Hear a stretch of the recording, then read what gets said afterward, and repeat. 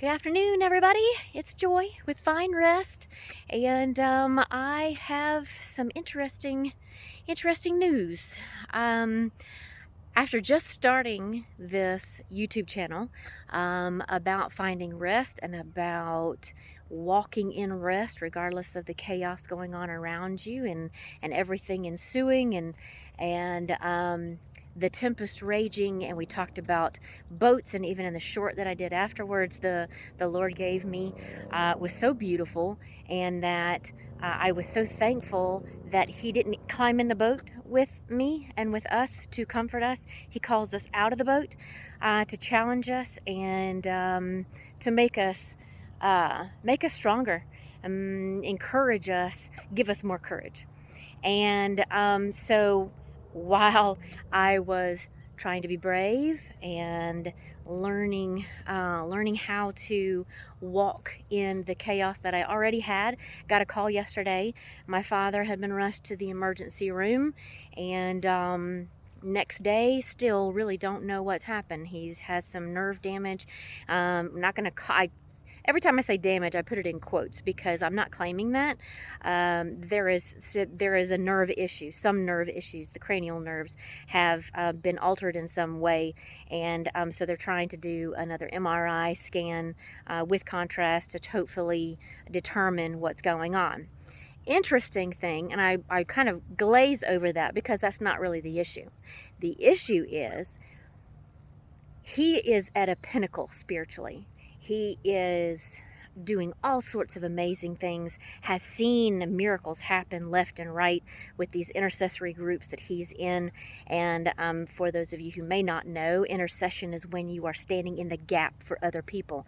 So if you know someone is hurting and someone needs assistance and needs prayer, you stand in the gap for them. So as Christians, we need to be intercessors for those who are unsaved or those who are hurting and going through greater trials than we are. And it is certainly something that I have learned in the last couple of years, that no matter what you're going through, always somebody's going through something 10 times worse, and things that are just unfathomable. So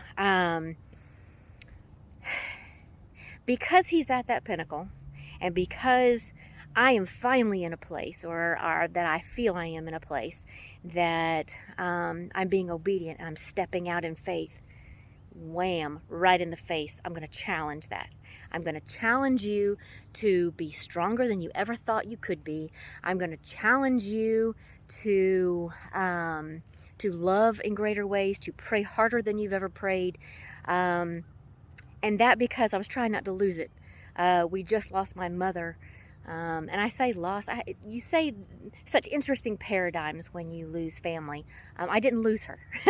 She went home to be with the Lord. The Lord called her home 2 years ago, and we just had that anniversary recently. And my son is running down towards me, so I'm about to get interrupted. But because of that, yesterday's phone call was a punch at the gut.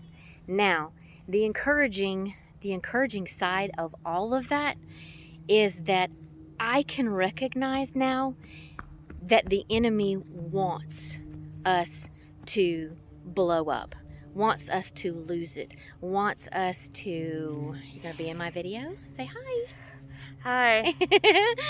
Hi. He wants us to lose it. He wants us to be able to... I'm making a video for Fine Rest.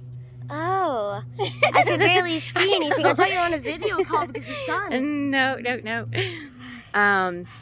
Anyway, I'll be with you in just a minute, baby. Can we go home? We're gonna leave in just a minute. Okay. Anyway, so the beauty of the way that the Lord loves us is that He is determined to put us in the fight. He is determined that when you're at the highest of highs, He's going to challenge you. He'll let you live there for a little bit, but don't be surprised when the enemy can step in. And I don't know about you, but I have had bad habits in the past, in my earlier Christian walk, that the higher I am spiritually, The closer I am, I feel, to the Lord, the less guarded I am. I put down all my guards, and at those times when I'm at the highest of highs, I make the dumbest decisions and do way off the rocker kind of off of things. And but my mom and dad always said that I was trying to work up a testimony. One day my life will speak to people, and we'll talk about that later. But anyway, right now I just want to put it in your heart that to stay on your guard all the time. When you're at the highest of high, be thankful for that high, be thankful for the gift of that, but then also remain guarded, and guarded against the enemy, aware. I don't even know if guarded is the right word, but being aware that the enemy definitely seeks those to whom he can devour. So,